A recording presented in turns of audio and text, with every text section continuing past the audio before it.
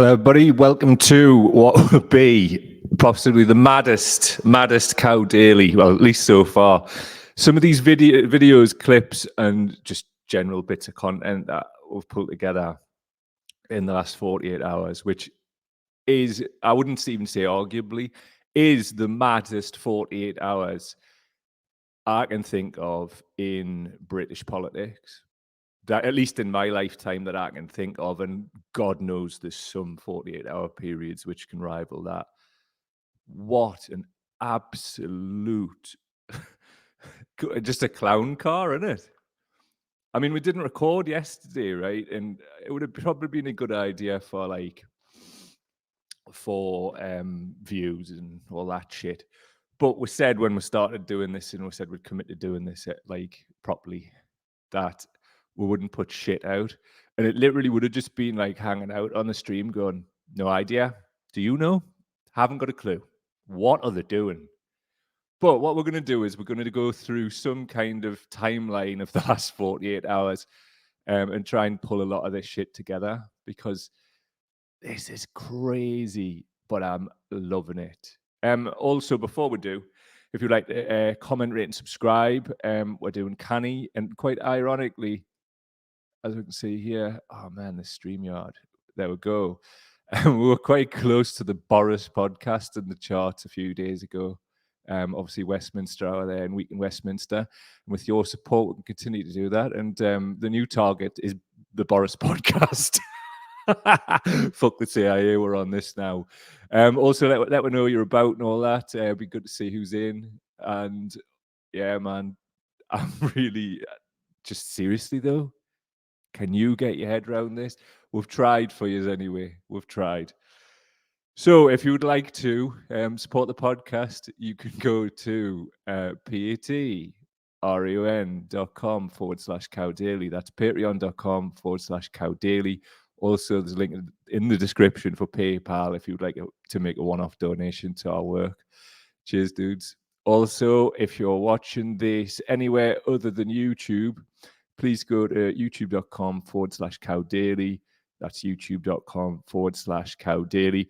Help to get the channel monetized. We're flying up in that score. So hopefully we can get this done before Christmas or earlier. That would be top. So if you'd watch, we're there. And then obviously leave a nice comment on the video when it gets uploaded with the thumbnail. That would be absolutely tremendous. Watch out for our social media. It'll be on there. Nice one. Shall we get started? I'm loving this. So a bit of scene setting. Who remembers this? When the Times tried to dress her up as some kind of they even said the Iron Lady 2.0, Thatcher 2.0. It says here she wears bold block dresses, telephone box red, electric blue, vicious mustard. They are not so much colours as statements of intent. Look at me, the next Mrs. T. That wasn't that long ago. When they launched this, you just knew they were trying to launch this idiot, because that's what she is. I mean, how on earth she's failed upwards this heavy, all the way up to being Prime Minister and still being eligible for 115k allowance every year after 44 days in the job. Really, 14 days in the job, because when the Queen died, she killed her. Allegedly, when the Queen died, she had like a pass out during the morning period, so nothing was getting done. And just from our perspective, in terms of trying to pay bills and shit like that, they messed around for 2 to 3 months electing her. She was I can't remember how many days, but it was considerably less amount of days in the job than it was trying to get the bloody job.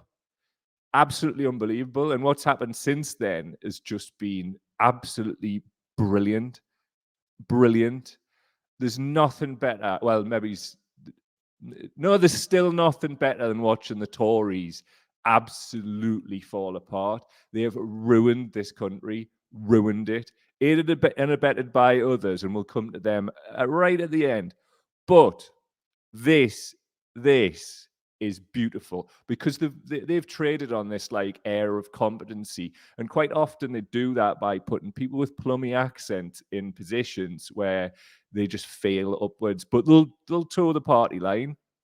And for whatever reason, received pronunciation in terms of the British population's mind must have some genetic sort of frequency, which speaks to generations of being lickspittles under a king or a queen, because people are just like, yeah, I love it all. It's fine. All of this is fine. It's not fine. Also, just a little reminder, this was Alistair Heath, and some of the commentary I'd have had a mare here, like, Kwasi Kwarteng's budget is a moment in history that will radically transform Britain. With one move, Britain's competitiveness, its investor friendliness, and its attractiveness to top talent has been hugely amplified. Aye, nice one, Alistair. You've played a blinder, stealing a living there. Or maybe you're not. Maybe that's what you were told to say that day. Who's this? It's Jeremy Hunt speaking on behalf of Liz Truss. And the caption by some cheeky scamps is, "When humiliation is your kink." And here's a picture of Liz Truss wearing a necklace for no reason, but a reason that would become clear if you saw Alice's piece on Cow Daily 2 weeks ago. Just saying, go and watch it or listen to it. Brilliant, all this, isn't it? Fantastic. Cock a hoop, me, like, love it. Down with the Tories and that, but like, obviously, what we're going to put in the place, we'll talk about that later. We'll have a word. But in the meantime, I just want to go through some of the. It's the best of Tory meltdowns, I feel. There's a top two, and then there's some other just mad stuff you thought you would never see. And there's so much stuff that just wouldn't have made it in because this stream would have been like 7 hours long. This is brilliant. But this is Charles Walker MP, and this was the night before Liz Truss resigned. To be perfectly honest, this whole affair is inexcusable. It is a pitiful reflection on the Conservative Parliamentary Party at every level. And it reflects really badly, obviously, on the government of the day. Do you think there's any coming back from this? I don't think so. But I haven't. I have to say I've been of that view really since two weeks ago. This is an absolute disgrace. As a Tory MP of 17 years, who's never been a minister, who's got on with it loyally most of the time, I think it's a shambles and a disgrace. I think it is utterly appalling. So you seem quietly... I'm livid. And, you know, I really shouldn't say this, but I hope all those people that put Liz Truss in number 10, I hope it was worth it. I hope it was worth it for the ministerial red box. I hope it was worth it to sit round the cabinet table, because the damage they have done to our party is extraordinary. I'm sorry, it's very difficult to convey. You look just furious about this. I am. I've had enough. I've had enough of talentless people putting their tick in the right box, not because it's in the national interest, but because it's in their own personal interest to achieve ministerial position. And I know I speak for hundreds of backbenchers who right now are worrying for their constituents all the time, but now worrying about their own personal circumstances, because there is nothing as an ex-MP. And a lot of my colleagues are wondering, as many of their constituents are wondering, how they're going to pay their mortgages if this all comes to an end soon. What do you do next? How do you move on from this? Well, I'm leaving Parliament at the next general election, and I'm leaving voluntarily. But unless we get our act together and behave like grown-ups, I'm afraid many hundreds of my colleagues, perhaps 200, will be leaving at the behest of their electorate. So that's really pretty much all I've got to say. Patience reached the limit. And you're probably not the only one. I'm not. What an absolute belter. I think it's class. And also it's like, it's a manifestation of this thing in like liberal thinking about the good Tory. Like he was the good Tory for 24 hours. Go and check out Charles Walker MP's voting record before you start good Tory in every fucker left and right. Also, noticeably within that, he was like, oh, you know, people are really worried about their constituencies, and now they're really worried about themselves and their jobs. It's nothing like an ex-MP and blah, blah, blah. Really, what you're bothered about is your colleagues and their jobs being lost. Because if you were that bothered about your constituents and whatever, you wouldn't have been propping up and supporting these governments, and you wouldn't be speaking out when it's safe to speak out. These people, like, perform this stuff all they want. And yeah, he was genuine and livid and blah blah blah. But it's about the party. They'll put the party before country while saying they'll put the country first. And as we've seen, like every time they've been in power, certainly the last 12 years, they've destroyed the country, destroyed it. Anyway, here's the hipster's choice, right?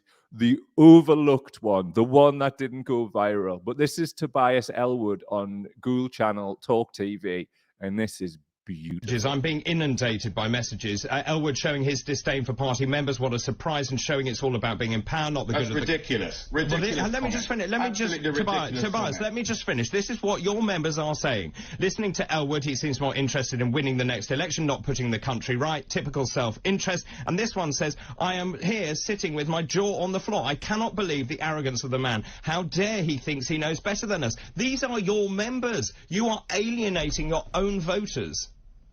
No, there are some of my members which have chosen to get in touch with you. I can assure you that MPs are very much in touch with their own membership and are absolutely flabbergasted of where we've gone. I'm afraid, I understand people being agitated, but agree to disagree. You know, to call me deluded and so forth, I mean, to get personal, that actually shows and illustrates to the nation that we can't agree to disagree. We need to be understanding and recognise, look where we are in the polls. You want to continue on this trajectory, or do you want to grip the situation? We win when we show that we are centrist, that we are a moderate party, able to represent the entirety of Britain. When we go to a wing, which I'm afraid will not, be liked by by the people who listen to your programme, then I'm afraid we lose. Please do. I don't know what I want to happen in the general election, but we'll come to that later. What an absolute belter. Melting it down, Tobias. Melting it down. And this is a beautiful thing. We can enjoy these things. We can glory in them. These are the people who have put hundreds of pounds on people's mortgages, hundreds of pounds on bills, and like wrecked the country by pulling out of the European Union without any kind of forward plan. Why was that? I mean, there's a adage around where I'm from. It'll all come out in the wash. This will come out over time, what actually went on. And I'm sure we all have what doubts about the integrity of elections and things of that nature. And again, little point on that later too. Oh, honestly, I love this. Do you love it? Let's find out. Here's some comments. Who've we got in the house? Ruth Davidson's in the house. Are you the Ruth Davidson who's the Scottish Tory? I don't know. Only someone British understands how furious he is in this clip. Up to a point, I hear what you're saying. Only somebody British does, because it's that we should clarify this. Only some English people do, because quite a lot of the sort of genteel element of it, a lot of people I know would be swearing their fucking face off and going mad, losing it. Like, a lot of people misconstrue that Britain has the same culture. In the northeast of England, we're very different to people in the parts of the south, and certainly different to a lot of people in London, but not different to people within the States. And then within the northeast of England, there's other areas. So it comes down under class lines, quite a lot of it. And quite often, and you can see this, it's that sort of middle class sort of like body language and what they're not saying. And people from outside of Britain just quite often do not get it at all. David Livingston saying, hello, mate. Tory not worried about the country, only about his job. Spot on, man. Joanne G. To the streets, I'm raging this morning. I wouldn't like to be anywhere near any wheelie bins where you're living at the minute. Jacqueline's in. Hello, Jacqueline. Whilst they're arsing around with another leadership contest, people who are suffering in poverty are once again being ignored. All those bastards care about is themselves and their super rich donors. Absolutely bang on. Barbara Griffiths in the house. Nice to see you. I commented that it had taken him long enough. Never trust a Tory. In it, mate.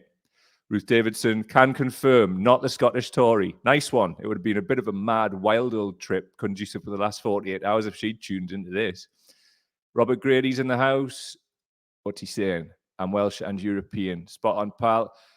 absolutely belter, and that's things to be proud of for you. Right, what we got next for you? There's so much to get through here. Fucking honestly, I was started working on this at 6 a.m., but why not? Get it all in. Right, what we got here? Boris Johnson himself. Just a little plug.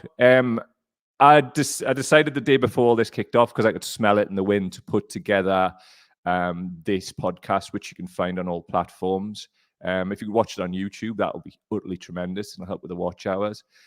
Is Boris Johnson the next Prime Minister? I'd been saying this for a couple of months, since he left, really, that he was going to come back. And people were like megging us off about it. And I just thought, get ahead of it. I'll state my case for it. So if you want a deeper dive into it, just go and watch that. Cool, because it'll save this podcast being 27 hours long. Other stuff people are saying about Boris Johnson, it's important to remind ourselves about. Kate Yates, who was a prominent figure during lockdowns, etc., regarding COVID, says, quite apart from all the other stuff, can we just remember that Boris Johnson oversaw the UK's COVID response, which saw over 200,000 citizens die, many of them unnecessarily. For this alone, I could never forgive him. Same, mate. Same. The Ukraine government account, never want to miss a fucking trick, post this meme, Better Call Boris, where Boris Johnson's mask coming off, and it's a reference to Better Call Saul. Oh, just fuck off, will yous? Mail Online, chicken Tory masala, shocked curry fan, spots the face of former Prime Minister Boris Johnson in his coma. That's why he's coming back. Like, food talks to her and food tells her what's next. And quite honestly, forget watching that podcast I produced with lots of evidence. This is the root cause of why I thought it was going to happen, honestly. Jacob Rees-Mogg, understandably, I'm backing Boris. A hashtag to watch out for. And they've condensed what I was looking at last night. I stayed up at about 1, 2 o'clock, just seeing what the messaging is, because it tends to like form up around about that time and then comes out. So 9:18 this morning, hashtag Boris or bust. The narrative behind that is the sort of going around the Tory MPs and the people who can actually get Boris Johnson past the 100 threshold he needs. I'll give you some detail on that later. The attack line they're using to get people round to their way of thinking is, Boris is the only person who can turn around this deficit in the polls and possibly win the election. Otherwise, you're going to lose your seat. And do you know what it is? For once, they're not lying. People misconstrue, and yes, he is a fucking clown, right? But he's also a talented Machiavellian operator. And people need to understand that he is an intelligent person. All of it's just a work. It's an act. It's like, in the wrestling when they have a character, but then you see them get interviewed by a fan and they're just like a different person. It's a bit like that. They're running this WWE playbook, and that's your crack. The public lap that shit up. To quote the great Nick Diaz, they'd be selling you wolf tickets and you're beating them right up. Shouts to all UFC and martial arts fans everywhere.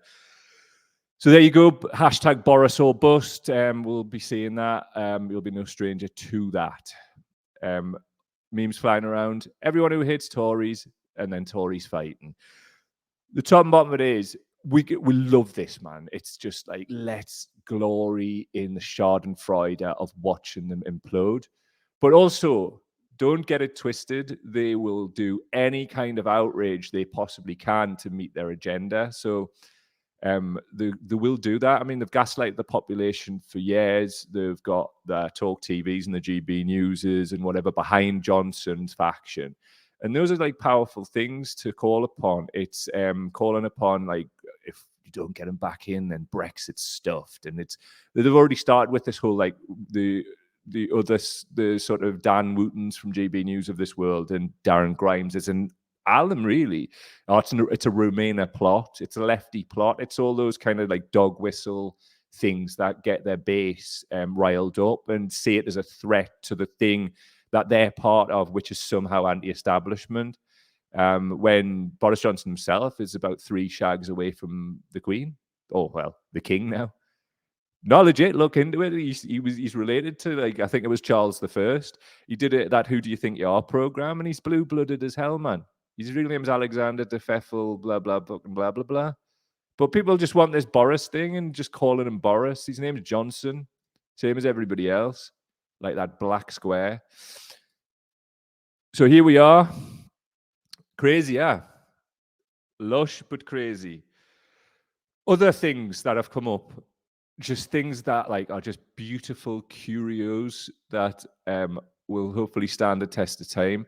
This is an audience member from last night's question time, but watch what the guy mouths sat in front of him. About wanting someone who can command the majority in the Commons, and Jess says something about them needing a mandate, a proper mandate. There's only one man who's got both of those boxes ticked, and that's Boris Johnson.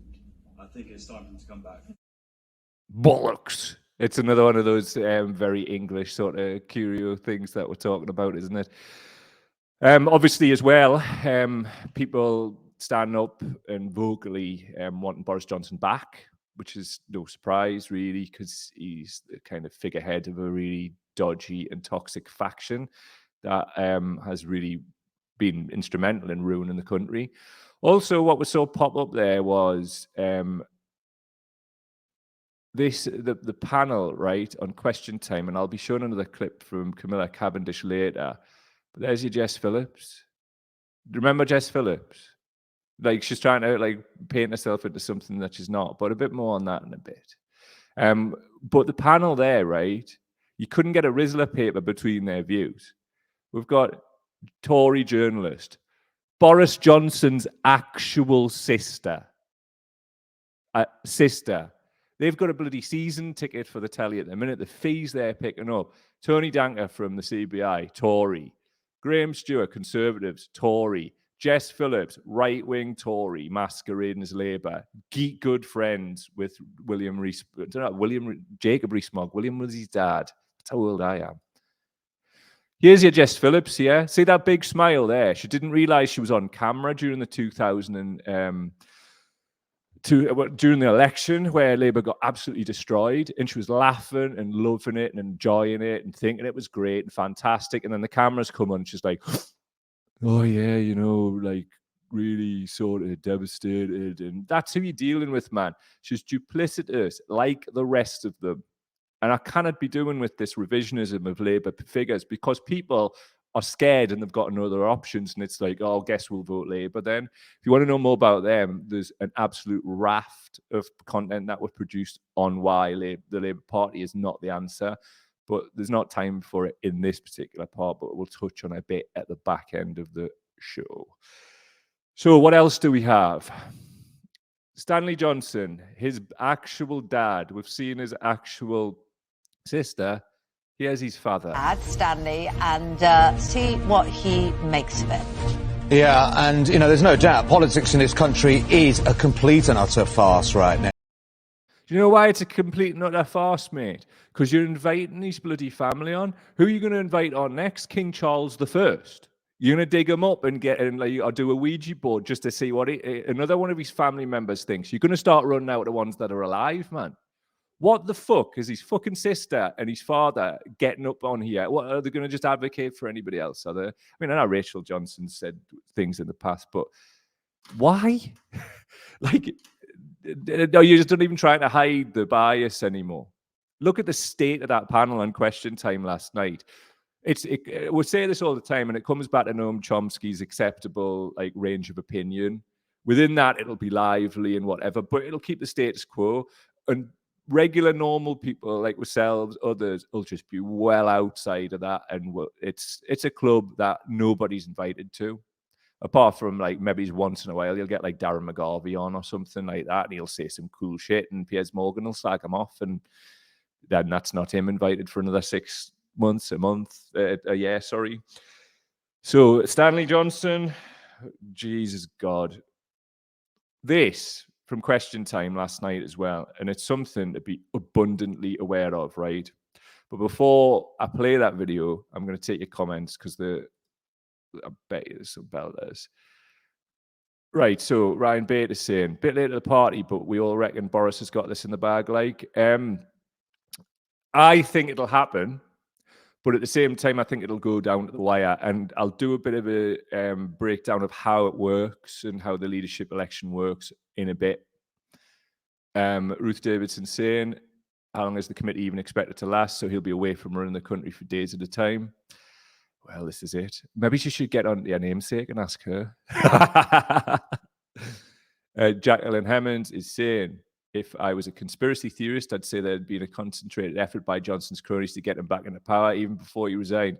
Well, if anybody would like to know more about that, go back to the podcast I did. Is Boris Johnson coming back? It's on all platforms. Help yourselves. Steve Jackson's in the house. Hello, mate. Ruth Davidson, I imagine in reality it will be a whitewash. I think you might be right, sir. I think you might be right. Dave Slaz, Stockton Slap, all the Tories. Shouts to Nick Diaz and his brother Nate, keeping it real for the 209. Hey, I tell you what it is. You get it all here. Politics, fighting, it's all happening for you. Michael Dines is in. Lovely to see you, pal. If Johnson is returned, that won't end the chaos. There is no Brexit or COVID to him to take credit for. It will get worse. I mean, it's about constant chaos. I mean, if you look back at the Linton Crosby Dead Cap type podcasts we did a couple of months ago, it's about keeping on my toes. It's about keeping the chaos going, because it's virtually impossible to keep abreast of everything that's happening. I think we're probably going to have to start doing like an additional show a week at the minute just to go, well, here's everything else that's going on. But the thing is with this, it will consume everything because there's so many outside threats too. If you're asking for what I think will happen, right? I think you'll get to the members because there's 100 MP threshold. It's starting to stall, but I'll give you the updated details, and I think we'll do that at the end of the show. He's starting to stall on that, but he needs 100. So what that means after that is, right, he goes to the membership. And they overwhelmingly want him back. And they're also doing like an online voting thing. But I'll tell you why that's like an utter open goal for any of their opponents going forward. Well, any of them that want to support people who strike, that is. What else do I have? Right. This is from Question Time last night, right? And it's about the fact that like, it's hard to even believe this. It's about how easy it is, excuse me, to vote in this. So check this out. Everyone knew what Liz Truss was like. All the MPs who had worked with her knew what she was like. She set out her platform in the contest. And Rishi Sunak stood against her and he said, this is exactly what's going to happen. Yeah. These are your tax cuts are delusional. And she was not put in by the MPs. She was put in by a handful of Conservative Party members, and some of you may be in this room. A handful of people in this country were given the opportunity to choose the next Prime Minister. And I don't think we should go through that again. The Conservatives are now apparently intending to do the same thing again, but within a week. And there's a company called Tortoise Media, and it has signed up as Conservative Party members a tortoise, an American, and a Ukrainian, and they pay £25 each. And that tortoise and that Ukrainian and that American, who are all fictitious, by the way, are now eligible to vote in this election. So what does that say about our democracy? We need a general election because we cannot afford to go through that again. So this is a key point from like Tory 5 on the panel last night, Camilla, whatever her name is. It's apparently so easy to sign up as a Conservative Party member that, well, looking back to, a few years ago, one of the heads of the security agencies, MI6 or whatever it was, did a press conference and said they were worried that like outside actors, like states, whatever, were trying to subvert democracy in the UK. Well, it's not that bloody hard, is it? And also, how easy is it to sign up as a member and immediately get a vote? If that's the case, then God knows. And if that's the case, and Johnson gets to the members, walk over. He'll walk it. Allegedly. I would never insinuate anything under law, of course. Mad, this, innit? Mad. And I've just got a notification popped up. We're having trouble streaming to Facebook. This may be an issue at Facebook's end. Possibly the stream was ended, blah, blah, blah. So, yeah, don't know what's happened there. Never happened before. But we'll crack on, eh? And this is why you should definitely watch it on YouTube. So that's the voting stuff. Before we move on to the sort of like next bit, I'll take some of your comments. So David is saying, I agree Boris will get 100 MPs, at which point the other candidates will fold, as they know the members will support Boris. So Boris back by Wednesday. It's actually next Friday, David. That's when it'll all be done and dusted, I think. But unless you've seen anything new, then who knows? Dave Slice is saying YouTube is still going. Spot on, mate. Nice one. And what else we got? Ryan is saying, I agree once it goes to the members, he will walk it, sadly. There was a snippet on some news channel here last night, Northwest, and folks were openly saying, I'm not even a Tory, but Boris needs to win. Mad. I've got somebody in from Twitch. Hello, Jack off. Twitch, first time. If you didn't know what a Twitch account would do, it's a nice one. One from the YouTube. Kevin Taff. I've been watching the Labour files slowly, wait to drain for one sitting. I agree, mate. It took us about a week to get through it. It's heavy going and it's really upsetting. I don't know who I'd vote for, but it wouldn't be Labour. Still want a G, though. What is the best outcome? At this point, pal, I have no idea. No idea at all. All I can do is present it and pull this stuff together. Somebody was saying, what's your solutions to us? I say it all the time. And I just like, you know, solutions come when we acknowledge reality. So I'm trying to do the acknowledge reality bit by doing this every day. So there you go. So anyway, could somebody go on the Facebook page and just tell us if it's still there? Because we've had some problems again. So that would be really helpful. Like, cheers. Okay, so let's go further on here. Some of you may or may not know, Krishnan Guru Murthy from Channel 4 News, the presenter, has been stood down for a week. And the reason he has was after he did an interview with Steve Baker, he didn't realise he had a hot mic, and this happened. Thanks a lot, Steve. It wasn't a stupid question, Steve. You know it. I'm very happy to go up against you on Truss any day. What a cunt. There's Krishnan there calling Steve Baker of the ARG a cunt. Lovely. So Krishnan Guru Murthy tweeted out, after a robust interview with Steve Baker MP, I used a very offensive word in an unguarded moment off air. While it was not broadcast, that word in any context is beneath the standards I set myself, and I apologize unreservedly. I've reached out to Steve Baker to say I'm sorry. Steve Baker replied, I appreciate your apology, thank you. Somebody replies, you are a cunt, mind, which I thought was just the most, I was buckled, man. Buckled seeing that. Just going to check the comments just to see if the Facebook page is still there. No live on FB, no, FB's not working. Could you check to see if the actual page itself is still searchable and it exists? Cool. Alistair Keith is saying FB page up, link to YouTube working. Nice one. I'll work out what the hell that's all about afterwards, but God knows what's occurred here. Right then. Thanks for letting us know that, everybody. Unbelievable, isn't it? So let's look at Labour. Let's move on to that. So what we have here is, just a little plug quickly. I'm not voting Labour. At the minute, I'm not voting anybody. I've took a tremendous amount of shit for that, but I will not give the system a back rub, which needs changing. There's several bits that I've put together since the Labour files came out, just about why I feel Labour, when they get in, will be a nightmare.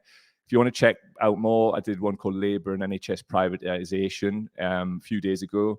So go and check that one out. Here's Baldrick, aka Tony Robinson. I urge all those who left Labour because of the shenanigans a few years ago to rejoin right now and help us become the party of government the nation so desperately needs. Listen, Baldrick, you did absolutely everything you could to stop a Labour election victory. Well, cast shade left and right. And also, as an aside, badly drawn boy like that, yeah, cancelled now. Get your hat off. And I've also took the liberty of going and stealing his hat off the washing line. Absolutely. What are you on about, man? Just fuck off, Baldrick. For people who don't know, there's your Baldrick there. Look at all the different Baldricks. None of them as big a clown as the person who plays him. That'll be Tony Robinson. Fuck Time Team as well. Anyway, here's Rachel Weir's mouth of the Mirror. General election now, it says on the front of the Mirror. For what? I mean, obviously, I've done a hell of a lot of content on that. I'll put it together in a playlist over the weekend and share that for you if you want. You can just play all, and it'd be easy if you want to do that. For what?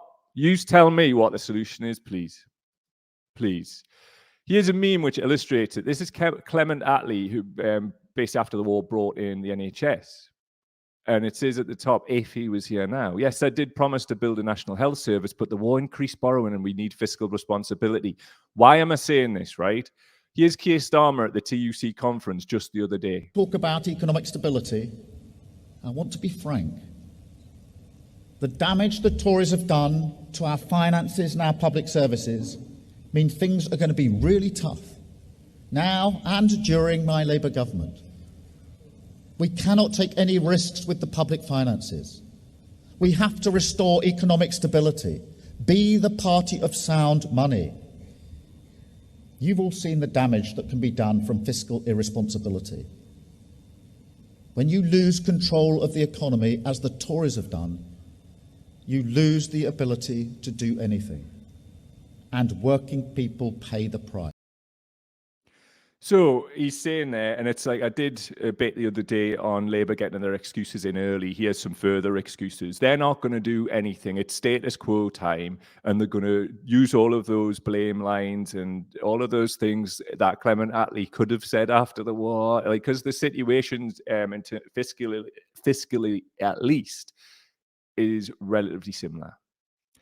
They're not going to do shit for us. Like, as I said earlier, we can come up with solutions when we acknowledge reality. This is a complete nut of blag.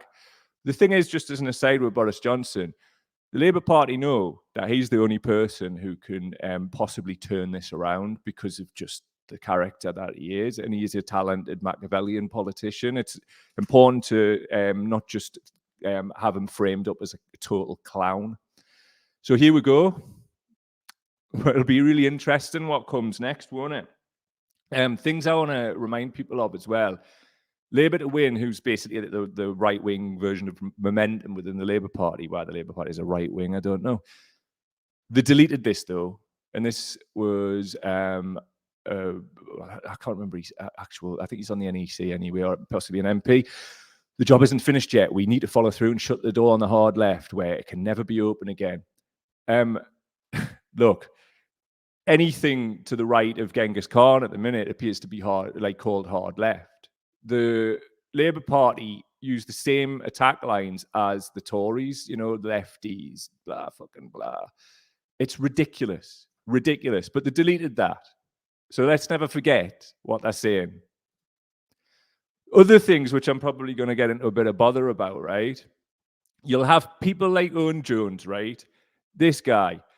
He's been making all this content recently. Oh, Keir Starmer's bad, last few months, when it's safe to do so. Let's see how he was going on before the elections and when Corbyn was in. Just have a look for yourselves. He's calling, surely we need everyone on the streets this Saturday demanding a general election. And you will be telling people to vote Labour. You will. You can do all this Ford report stuff, all this like Jess Phillips interview stuff, do all the shit you want. You're still going to tell people to vote for these fucking arseholes. How about like recognizing reality, coming up with solutions, but you can't because you work for The Guardian and you don't want to lose your grace and favour position. Here's another one. Ash Sarkar. If you want a general election, get out in the streets and demand one. That I've noticed with Navarra, right? In Navarra, I've got time for. They've done some really good work, really enjoyed it over the COVID period. Lockdowns period, more to the point, COVID's still happening, get it right. like Bastani was doing something the other day as well around like, oh, you know, will it move forward? You've also got people within like Lindsay German, who's part of the People's Assembly and other things, Stop the War, like coming up with some utter bullshit around like how, oh, well, it's a democratic right and we should, and it'll end the Tories for 10 years and all of that. Fuck off, man. All of this shit, you see it like with certain key figures in the left, like all roads lead back to Labour with these people, because guess what? It might look like they're sort of radicals or whatever, but when it really, really, really comes down to it, like now, where are they at? And look, they're saying the same thing as bloody Alistair Campbell. Alistair Campbell, who should have been on trial in the bloody Hague. General election now or take to the streets. 5 prime ministers in 6 years, just fuck off, all of them. Fucking, I just say the same old shit. Revisionism's interesting, isn't it?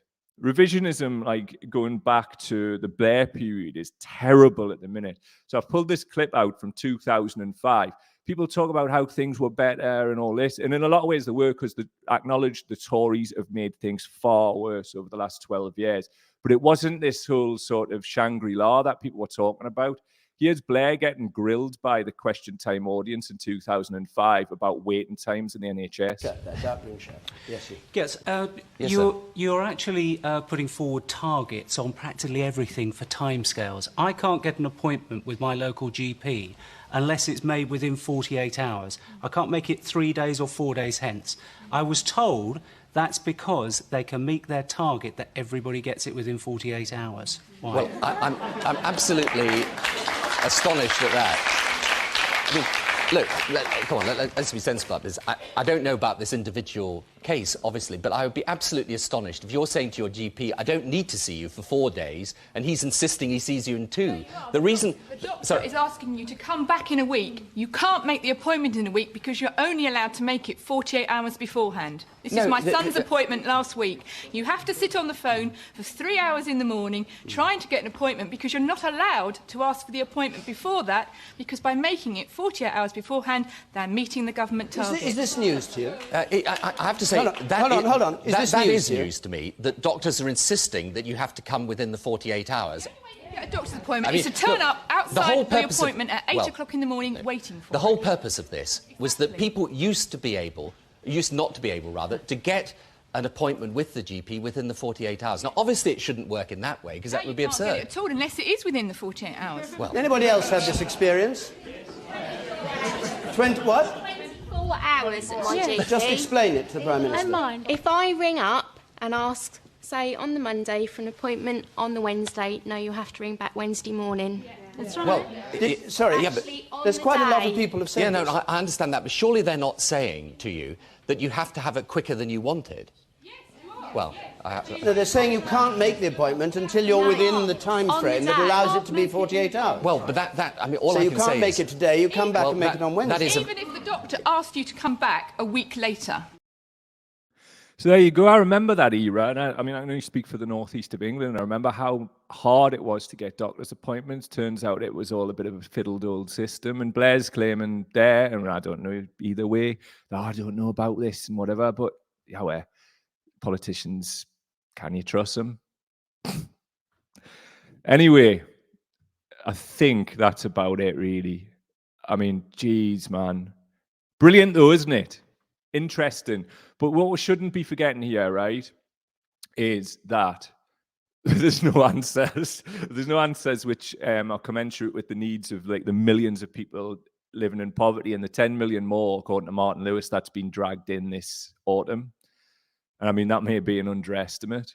There's a huge amount of the country. I mean, in Newcastle, off the top of my head, like 40% of children are living in poverty. I mean, obviously, these people will just go out and change the way they collate statistics. Like, but there you go. It's what they do, isn't it? Take some of your comments first, and then actually no, we'll do this first. Check this out, right? I pulled this up. I noticed Tony Blair's trending because people are searching around for answers, and that's why I put the clip in. So So this is from Stats for Lefties. Tony Blair's a net approval rating of -29, according to YouGov ratings, dated July-September 2022, which are the latest ones. This is worse than the current net approval of both Jeremy Corbyn at -27 and Boris Johnson at -21. And this is a quote tweet from one of many tweets about, not going to lie, would love this guy to come back to frontline politics, just head and shoulders above in nearly every way. The vision, intellect, and connection with voters far outweighs his negatives. He's a polished performer. Like, I'm not going to sit here and say he isn't, but he is lucky that he isn't in jail. Well, I say lucky, I mean, he's part of the establishment, so, you know, was he ever gonna?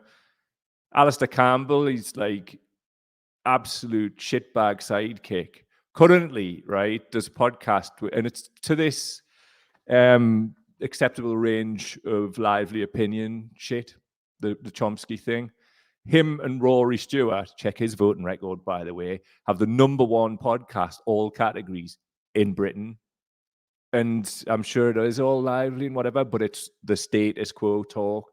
It's what they want you to think, and they're not going to be talking about all of this other stuff. Everything that we're doing is evidenced, as you can see, and always will be. Crazy, though, isn't it, the way this is going? So anyway, a few comments before we get off. What we got. By the way, I checked the Facebook page and it's still there, and I posted something. So if you just let us know if you could see it, that would be really good. What have we got here?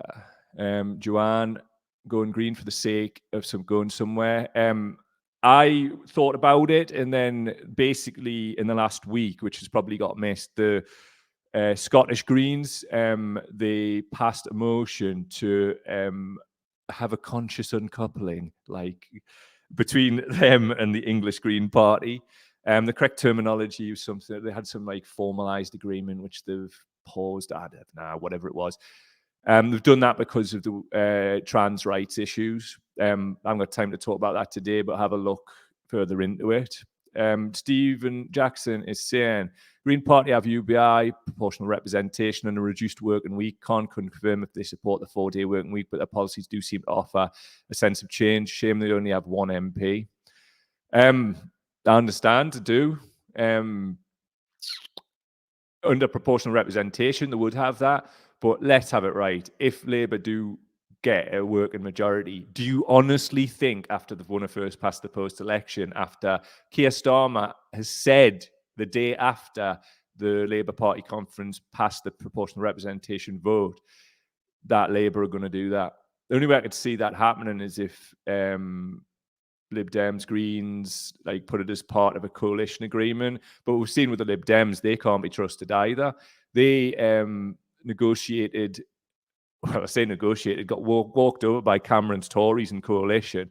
And then there was that AV vote, which was compromise from PR. Nobody wanted the alternative voting system, but I voted for it at the time. I can't remember.